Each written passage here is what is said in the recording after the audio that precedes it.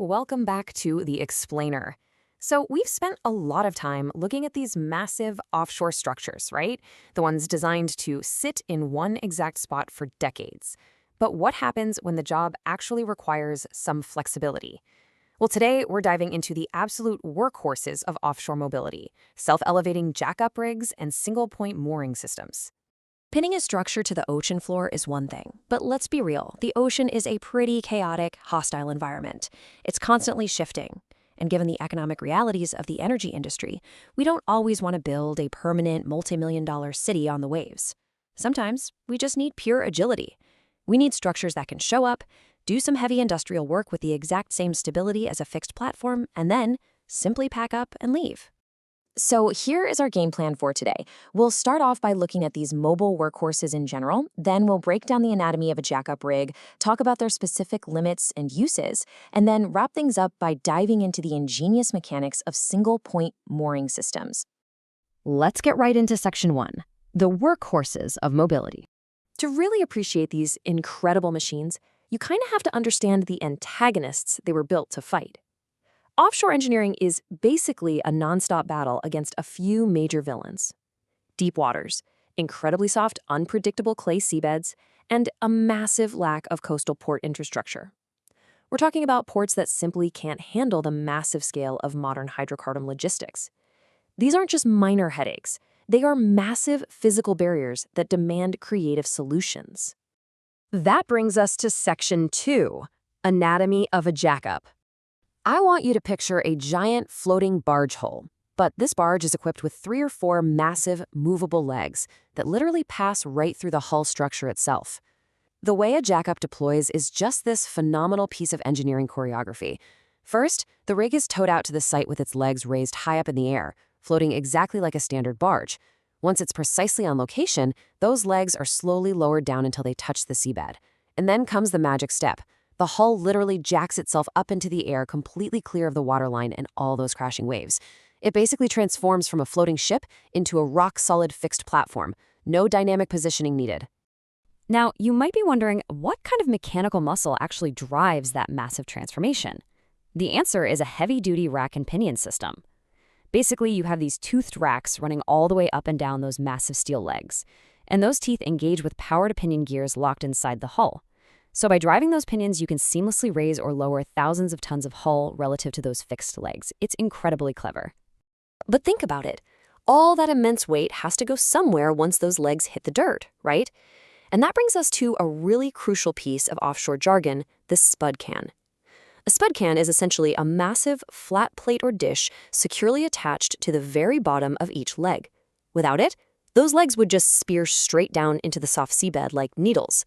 The spud can simply spreads all that load out evenly across the ocean floor. And the size of that spud can footprint matters a ton, especially when we're dealing with soft clay seabeds. See, when the rig takes on seawater as ballast to intentionally weigh down the legs and guarantee stability, those spud cans can get forced 5, sometimes even 10 meters deep into the mud. And that creates a really dramatic engineering challenge we call the clay trap. Because when the job is finally done and it's time to pack up and move, ripping those spud cans out of the mud can be unbelievably difficult if they've been sucked in tight by that deep clay. Moving on to Section 3, jackup limits and uses. Let's break down the hard engineering constraints here, specifically water depth. The operational sweet spot for a jackup rig is really in shallow waters, somewhere between 30 and 100 meters. That's where you get absolutely optimal stability. But they do hit a hard, practical limit right around 120 meters. If you try to go any deeper than that, the steel legs just become entirely too long and way too heavy, which means your spud cans would have to be scaled up to, frankly, impossible sizes. But within that shallow sweet spot, these rigs are incredibly busy. Jackups fulfill a massive variety of everyday roles. They are heavily relied upon for exploration and appraisal drilling, but they're also out there doing development drilling right over existing fixed platforms. They handle well intervention, well workovers, and they even serve as floating hotels, providing dedicated accommodation for crews during major offshore construction campaigns. And that brings up one of their most vital real-world uses. It's actually a super common configuration to see a mobile jackup rig positioned directly adjacent to a permanent production platform, usually connected by a simple walkway bridge. In this team-up, the jackup brings the drilling rig and the crew, while the fixed platform handles the oil processing facilities and the export infrastructure. The jackup basically shows up, does the heavy lifting, and then just safely sails away when the job is done. Now let's pivot to Section 4, single-point mooring systems. To really grasp how an SPM works, we first need to talk about a concept called weather vaning. Imagine tying a colossal oil tanker rigidly to a fixed pier right in the middle of the open ocean. The sheer side loads from crashing waves and hurricane winds would eventually just tear the whole thing apart. But if you moor that exact same vessel by its bow to a single rotating point, the ship is free to pivot. It automatically swings around that central buoy as the wind and currents shift. It's constantly, effortlessly finding the path of least resistance.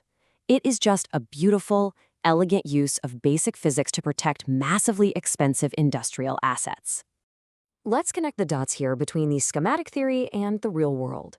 On one side of the equation, you have the subsea buoy system, heavily anchored to the seabed with massive chains and tied directly to a subsea pipeline that's pumping crude oil from a platform or onshore storage. And on the other side, you have the reality, a gigantic shuttle tanker securely hooked up to the SPM using a massive, thick mooring hawser. That line connects to a rotating bearing right at the top of the buoy, which lets the tankers safely dance around in circles as the weather shifts. Now, you're probably asking the obvious question. If the ship is doing donuts around this buoy, how on earth do you pump oil into it without instantly twisting the hoses into a giant knot? The secret is hidden right inside the buoy. It's called the fluid swivel. Oil pumps up from the subsea pipeline, enters the buoy, and passes right through this ingenious swivel. It literally allows the entire top of the buoy to rotate continuously while maintaining uninterrupted fluid flow at the exact same time. From that swivel, a floating loading hose plugs straight into the tanker's midship manifold, safely and continuously transferring the product. Now, why does all this matter? Well, SPMs absolutely revolutionized global oil logistics. Think about very large crude carriers, or VLCCs. These ships are so mind-bogglingly huge that they literally cannot enter traditional shallow coastal ports. Or, in a lot of regions, that local port infrastructure simply doesn't exist at all. So by placing these SPM terminals miles offshore, piping the oil out along the seabed, you just bypass the port entirely. This exact setup has been an absolute game changer for loading terminals in places like West Africa and the Middle East. So we've explored the permanent steel giants in the past, and today we've tackled the mobile workhorses, the self-elevating jackups, and the freely weather-vaning SPNs. But this leaves us with a pretty provocative logistical reality. Absolutely none of these structures, fixed or mobile, can survive out there in isolation. They all require a constant, dedicated lifeline. So what about the massive, highly sophisticated fleet of support vessels required to keep this entire offshore world alive and functioning? Well, that is exactly what we're going to dive into next. Thanks for hanging out with me for this explainer, and keep learning.